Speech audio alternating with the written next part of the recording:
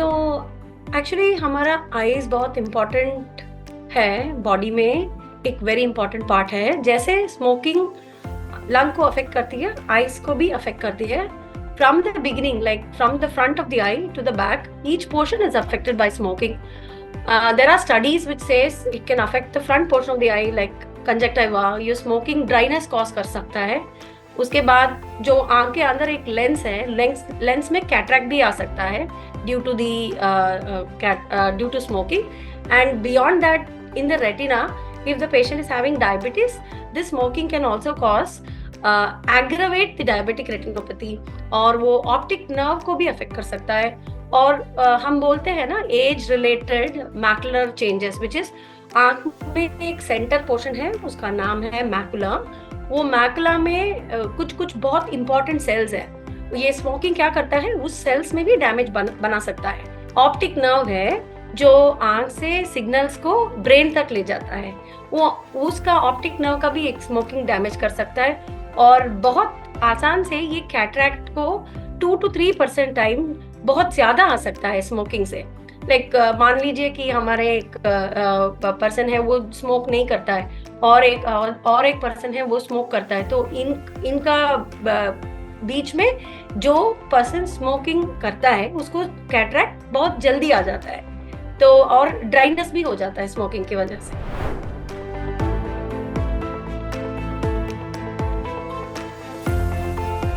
Actually smoking और power का direct correlation तो नहीं है, पर ये जो एडोलेसेंट में स्मोकिंग हो जाता वो क्या होता, हमारे आंख में ये टीयर ग्लैंड बोलते हैं, उधर का असर पड़ जाता है और टीयर्स बहुत सेक्रीट कम होने लगता है, और उसके वजह से बहुत ड्राई हो जाता है. सो मोर देन स्पेक्टिकल्स, ये स्मोकिंग जो करता है वो ड्राइनेस को बहुत ज्यादा बढ़ा देता है, और आंख कभी लाल हो जाते हैं, बहुत टायर्डनेस महसूस करते हैं. तो यही मेन असर है, डायरेक्ट स्मोकिंग का और स्पेक्टिकल्स का रिलेशन नहीं है.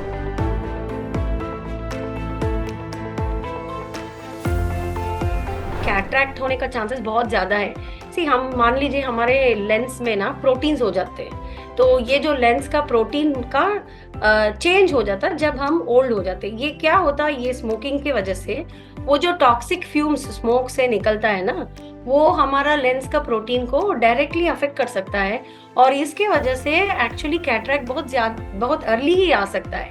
सो ये जो एडोलेसेंट है अभी, वो जो 10 साल या 15 साल में अडल्ट, बहुत जल्दी आ जाता है smoking compare to older age group.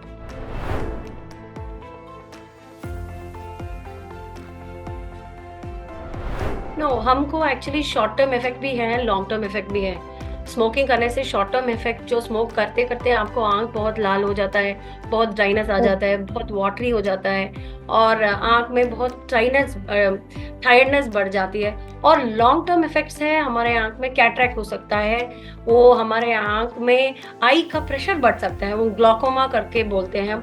आंख में ऑप्टिक नर्व का भी डैमेज हो सकता है, और ये ARMD चेंजेस में वो जो मैंने बोला ना, वो लॉन्ग टर्म कॉन्सिक्वेंस है. सो दोनों शॉर्ट टर्म भी हो सकता है प्रॉब्लम्स, लॉन्ग टर्म भी आ सकते हैं smoking. Overall the smoke which is release during smoking, उसमें बहुत सारे बैड सब्सटेंसेस है, वो आंख में एक एक सेल को लॉन्ग टर्म और शॉर्ट टर्म में अफेक्ट कर सकते हैं.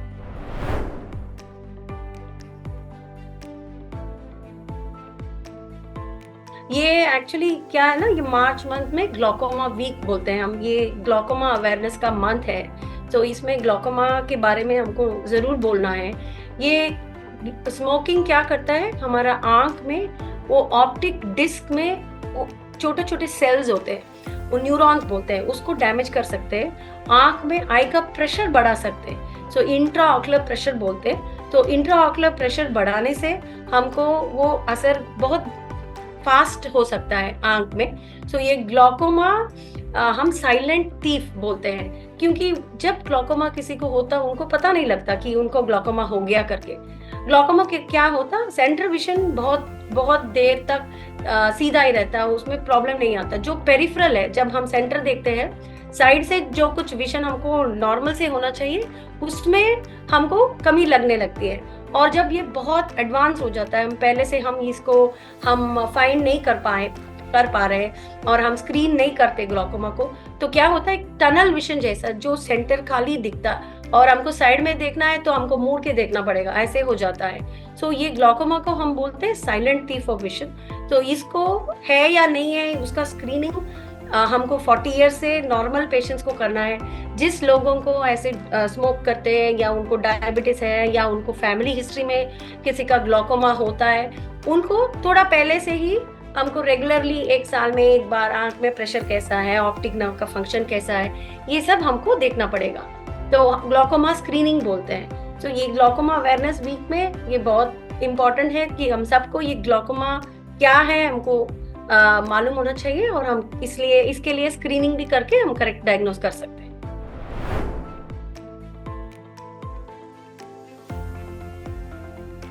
स्मोकिंग की वजह से खाली स्मोकर्स को प्रॉब्लम नहीं होता, हम बोलते हैं सेकेंड हैंड स्मोकिंग या पैसिव स्मोकिंग बोलते हैं। तो जिन लोगों उन स्मोकर्स के पास रहते हैं, वो लाइक मान लीजिए एक फैमिली में हस्बैंड स्मोक कर रहे हैं, तो उनका वाइफ में असर पड़ सकता है। वो स्मोक के हुआ जब वो सांस लेती है, सपोज मान लीजिए वो प्रेग्नेंट भी है, तो वो छोटे बच्चे को असर पड़ सकता है।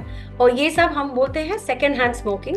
तो स्मोकिंग के वजह से not only the person who smoking, वो लोग के पास में जो कुछ फ्रेंड्स है जिसके साथ वो काम करते हैं, उन सब का ही असर पड़ता है। और लॉन्ग टर्म में, शॉर्ट टर्म में भी हो सकता है, ये लॉन्ग टर्म में भी हो सकता है। जिस लोग में बहुत सारे लोग स्मोक करते हैं, उस रूम में आप अंदर जाते ही आपको कुछ सफोकेशन हो जाता, आंख में पानी आना शुरू कर देता, आंख लाल हो जाता, ये सब शॉर्ट टर्म इफेक्ट है। और सपोज ये हस्बैंड है, उनकी वाइफ प्रेग्नेंट है, वो स्मोकिंग जोन में एक्सपोज होती है, तो वो बच्चे का भी premature there may be problem in the baby also.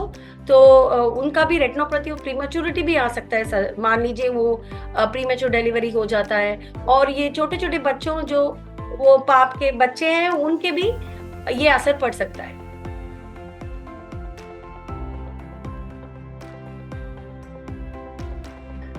मैंने बोला था ना, ये शॉर्ट टर्म कॉन्सिक्वेंसेस होगा, लॉन्ग टर्म कॉन्सिक्वेंस होगा। मान लीजिए ये ग्लॉकोमा जो है, वो एक्चुअली हम स्मोक ईयर्स बोलते हैं, जितने साल और या जितने पैकेट सिगरेट और mainly how many years of smoking ये करते हैं, उसके वजह से ये ग्लॉकोमा का इंसिडेंस बढ़ता है करके कुछ स्टडीज है। ऐसे जो कुछ लॉन्ग टर्म कॉन्सिक्वेंसेस का प्रॉब्लम आ जाता, वो एक्चुअली थोड़ा सा रिवर्स हो सकता है, और मोर इम्पोर्टेंटली प्रोग्रेस नहीं होगा। On quitting smoking direct effect ये होगा कि ये जो शॉर्ट टर्म कॉन्सिक्वेंसेस है वो रिवर्स हो सकता है, और वो जो लॉन्ग टर्म कॉन्सिक्वेंस है वो नहीं आ सकता है। और वो जो लोग आपकी वजह से सेकेंड हैंड स्मोकिंग या पैसिव स्मोकिंग से एक्सपोज होते हैं, उनका भी प्रॉब्लम नहीं होता है। सो डेफिनेटली स्मोकिंग क्विट करने से आपको थोड़ा बहुत प्रॉब्लम रिवर्स हो सकता, बहुत सारे प्रॉब्लम नहीं बढ़ेगा। स्मोकिंग क्विट करना चाहिए कभी भी, एनी टाइम।